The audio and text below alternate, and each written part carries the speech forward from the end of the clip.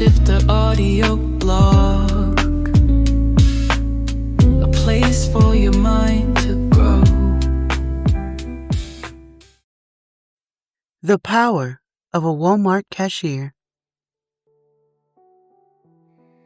The cashier at Walmart, the guy at the hotel front desk, the flight attendant, the waiter, the delivery driver, the sales associate folding shirts at the Gap, the Uber driver. You all have something in common that nobody's told you about.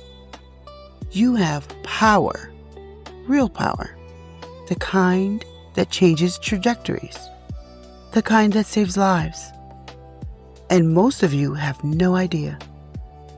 It's a Tuesday afternoon, and Sheila is standing in the checkout line at Walmart with a cart of groceries she can barely afford. She's got dark circles under her eyes that no amount of concealer can hide. She hasn't slept more than 3 hours a night in 2 weeks. Her hands are shaking slightly as she unloads pasta, ground beef, and a box of store-brand cereal onto the conveyor belt. She's smiling at everyone, acting like everything is fine, making small talk with the woman behind her about the weather. But Sheila is on a mental ledge.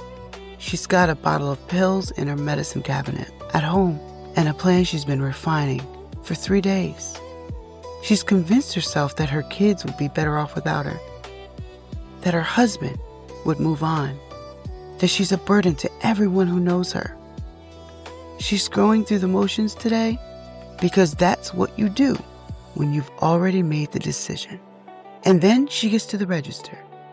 The cashier, let's call her Maria, looks up and actually sees her.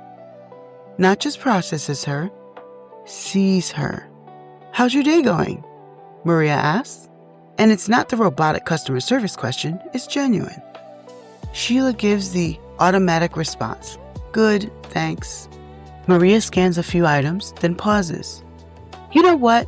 I was having a rough morning, but then I looked outside and saw that sunshine, and I thought, things could be so much worse. We've got good weather, we're breathing, we've got another day to figure it out." She smiles at Sheila, a real smile. Sometimes that's all you need, right? Just one more day to figure it out. Sheila's hands stop shaking. That's it. That's the whole interaction. Maybe 90 seconds of a genuine human connection from a Walmart cashier who is just being kind. And Sheila drives home, unloads her groceries, and instead of opening up that bottle of pills, she calls her sister. She cries on the phone for an hour. She makes an appointment with the therapist the next day. Maria has no idea.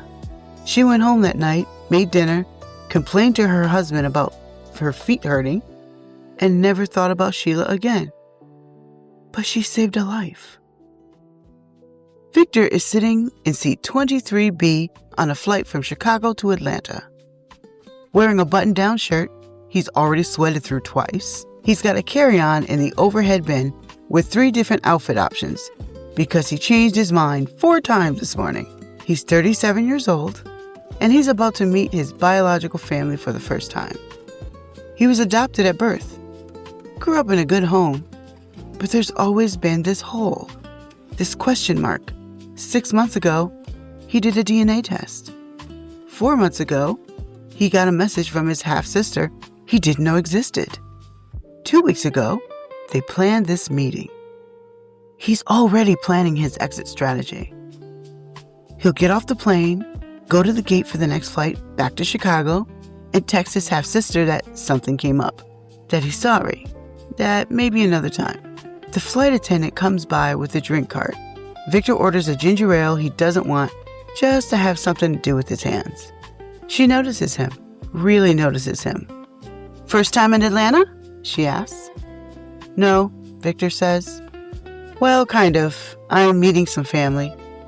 "That's nice," she says, handing him the can and a small cup of ice. Then she leans in slightly, like she's sharing a secret. Family stuff is terrifying, isn't it? I avoided my dad's side of the family for 15 years because I was scared they wouldn't like me. When I finally went to a reunion, I'd realized I'd wasted so much time being afraid of something that turned out to be one of the best things I ever did. She straightened up, smiles. Anyway, enjoy Atlanta. And just like that, she's moving down the aisle. Victor sits with his ginger ale. He thinks about what she said. He thinks about the 15 years she wasted. He thinks about the hole inside him that he might actually get filled today. When the plane lands, he doesn't go to the gate for the next flight back. He goes to the baggage claim. He meets his half-sister, his biological mother, 2 aunts, and a cousin. He learns where his sense of humor came from. He sees his own eyes in someone else's face for the first time. He finds out he has a nephew who's obsessed with the same obscure band he loves. It changes his life permanently in the best possible way. And that flight attendant, she's working another shift right now, going through her safety demonstration, serving drinks, dealing with passengers who don't say thank you. She has no idea she's the reason Victor made the best decision of his life. Here's what I need you to understand. If you work in any customer-facing service role, you are not just a cashier. You are not just a waiter or a driver or a front desk person. You are standing at the intersection of people's lives on days when they need something they didn't even know they were looking for. You have the power of unexpected conversation, the power of being present when someone else is on the edge of suicide, the edge of running away, the edge of giving up on something that could change everything, the edge of making a decision they can't take back. And you might be the voice that pulls them back, or pushes them forward, or reminds them that things are not as bad as they seem, or gives them permission to be brave. You don't need a degree for this. You don't need training. You don't need anything except the willingness to be genuinely human with another human for 60 seconds. That's it. That's the whole thing. Society will tell you that your job is replaceable, that it's entry level, that it doesn't matter. Society is wrong. You matter more than you know. The smile you give someone at 2:47 on a random Wednesday might be the only genuine smile they receive all week. The small talk you make might be the only conversation where someone feels seen. The kindness you show might be the thing that keeps someone from walking off a ledge, literal or metaphorical. You are not small. Your job is not small. Your impact is not small. You are powerful in ways that don't show up on a performance review or a paycheck. You are changing lives you don't even realize. And that is one of the most extraordinary things a human being can do. So the next time you show up to work and feel like what you do doesn't matter, remember Sheila. Remember Victor. Remember all the people whose stories you'll never know because you were just being kind, just being present, just being human. You have the power of unexpected conversation. Use it.